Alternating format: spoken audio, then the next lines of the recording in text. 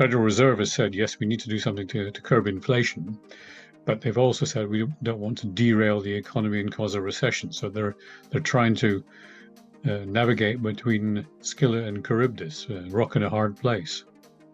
The likely impact of this on the UK is that the UK is going to have to try to follow the American authorities if it wants to avoid too steep a depreciation of the pound exchange rate.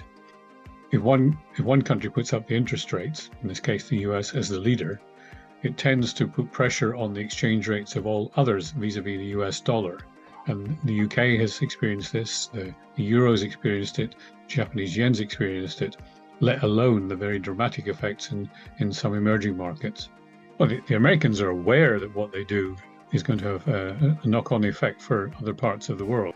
That said, the Americans set their economic policies to reflect American conditions.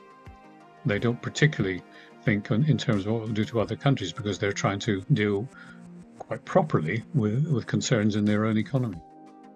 So what they're trying to do to solve inflation in their country, in the United States, they are trying to increase the interest rate. But the problem with that is it affects the developing countries, especially import-driven or import-dependent countries like the Philippines. Why? Precisely when United States increases its interest rates, the dollar gets stronger and appreciates. But the currency of countries like the Philippines who are import-dependent is weakening. Imports become expensive. It causes inflation in our economy. Developing countries bearing that kind of monetary policy of the United States. While in the United States, the US dollar is strong, they are enjoying the inflow of imports to their country from developing countries cheaply. For now, probably they will enjoy that.